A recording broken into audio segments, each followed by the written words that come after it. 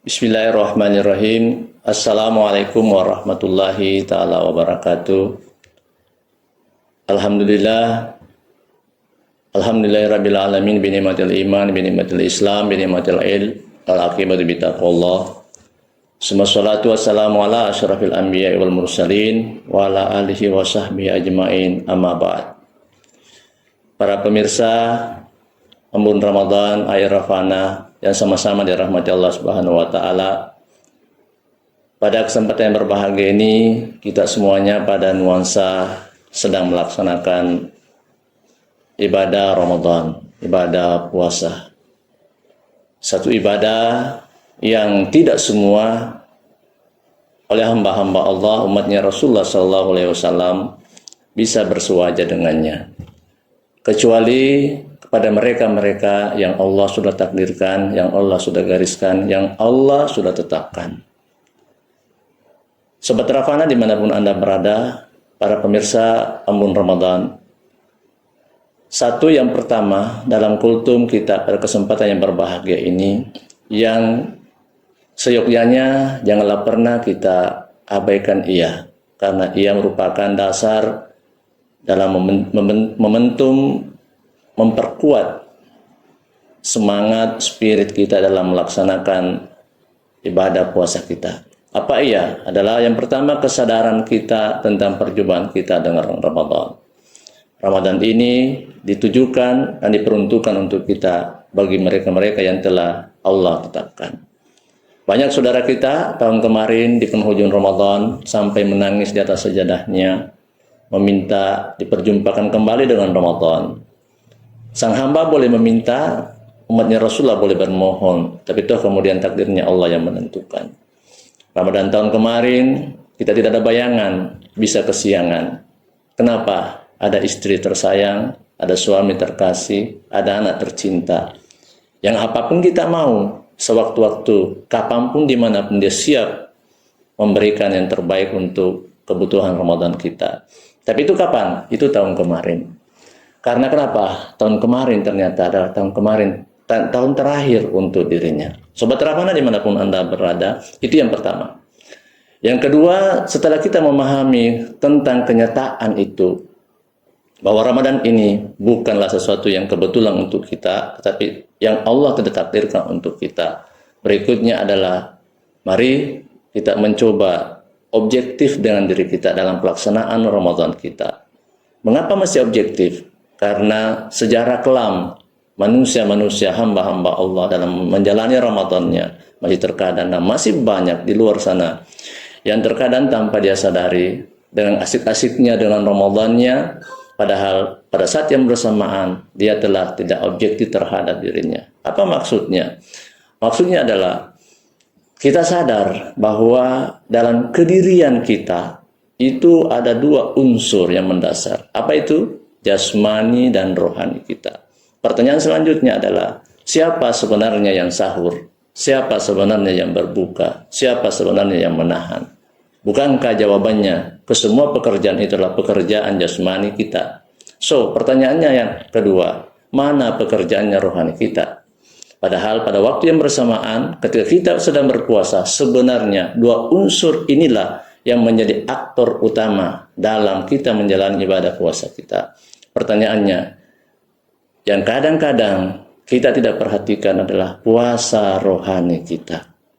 Dalam momentum pada kesempatan yang berbahagia ini, saya ingin berpesan kepada diri saya sebagai pribadi dan segenap jamaah Embun Ramadan, Air Rafana dimanapun Anda berada, bahwa seharusnya ketika kita berpuasa, semangat kita untuk bagaimana mempuasakan jasmani kita seharusnya berbanding lurus dengan semangat kita mempuasakan rohani kita. Pertanyaan lanjutannya adalah, kalau masalah mempuasakan rohani jasmani tadi nyata dan praktis, simpel melihatnya, lalu bagaimana dengan puasa rohani kita yang tak nampak dan tak terindra oleh kita? Jawabannya adalah, tentu kita akan melihat gejala dari rohani-rohani yang sedang berpuasa. Sobat Rafana dimanapun Anda berada, inti kultum kita pada kesempatan yang berbahagia ini masuk kepada yang mana sebenarnya dimaksud berpuasa secara rohani. Apa petandanya? Apa simbolnya? Apa yang bisa kita tangkap dari puasa-puasa rohani itu? Jawabannya adalah, Sobat Rapana dimanapun Anda berada, yang pertama, apakah kita mau mengatakan, mengiyakan kepada diri kita, bahwa kita ini sedang berpuasa rohani, padahal per hari ini saja misalnya, sudah 17 Ramadan kita jalani. Sudah sekian juta, sudah sekian ratus ribu ibarat kata, upah, uang yang kita keluarkan dalam rangka mengisi Ramadan kita. Sementara dalam hati rohani kita belum baku bicara dengan tetangga kita ibarat kata. Jangankan di luar rumah kita, dalam rumah sendiri kita saja. Antara kita dan istri kita, antara istri dan suami, masih ada sesuatu yang antara diri kita. Memang kita tidak marahan, tapi ada sesuatu yang belum kita luruskan selurus-lurusnya. Apapun yang dikata istri kita, tidak pernah ada tempat benar dalam diri kita. Sebaliknya, apapun yang diomong oleh suami kita, selamanya tidak pernah kita mau dengar. Yang mau diakui dan didengar hanya diri kita. Artinya apa? Kita ingin mengatakan masih ada ego keakuan. Pertanyaannya, apakah mungkin ketika ada ego keakuan dalam diri kita yang mendominasi perilaku kita, lalu kita mau mengatakan bahwa rohani kita sedang berpuasa? Tentu jawabannya tidak. Sobat Rafana dimanapun Anda berada, ingat, kita ini adalah manusia. Kita belum pernah naik sampai menjadi malaikat. Artinya apa? Kalau ada siklus dalam kehidupan kita, dalam konsep kerohanian, selamanya kita yang mau didengar, selamanya kita yang mesti benar, tak mungkin salah. Pertanyaan terbaliknya, pasti logiknya adalah, apa memang kita sudah menjadi malaikat yang tak mungkin salah? Apa mungkin kita sudah menjadi malaikat yang selamanya hanya ada benar dalam diri kita? Sobat Rapana, saya kira ini merupakan refleksi bagaimana kita mengukur dan bagaimana kita bermuhasabah kepada diri, sehingga momentum Ramadan ini betul-betul momentum yang tidak bias nilainya kemudian. Dan terakhir, Sobat Rapana dimanapun Anda berada, ingat, seringan apapun kita merasa Ramadan ini, atau sebaliknya, seberat apapun Ramadan kita rasakan pada kesempatan yang berbahagia ini, ingat bahwa Ramadan itu adalah proses. Ramadan ini, puasa ini adalah jalan. Endingnya apa? Muaranya apa? Muaranya adalah la'allakum tattaqun. Ini bukan barang biasa-biasa. Sebagaimana keluar biasaannya kita diperjumpakan Ramadan, ini barang yang maha dahsyat. Level la'allakum tattaqun, jika berada pada orang kaya, dia akan menjadi orang kaya yang penderma, orang kaya yang merangkul, orang kaya yang nyaman berbagi dengan sesamanya. La'allakum tattaqun, ketika berada pada orang miskin sekalipun, insya Allah dengan kemiskinannya itu, mereka akan dirindu ketika tak ada di tengah-tengah orang banyak. Dan terkadang bahkan sampai dicari kalau dia tak hadir dalam sebuah perkumpulan. Mengapa? Manusianya memang miskin, tapi sang manusianya sudah sampai pada taraf la'allakum tattaqun. Tapi coba pemirsa, ketika dibalik, seorang yang kaya tapi tak sampai kepada level la'allakum tattaqun, maka itulah yang biasanya kita jumpai di keseharian kita. Dia yang kaya, dia yang mestinya menyantungi, justru dia yang menindis. Dia yang mestinya merangkul, justru dia yang menyikut, dan seterusnya. Tapi itu masih mending kalau kita mau berandai-andai. Kalau ada orang kaya lalu sombong, mungkin masih ada argumentasinya.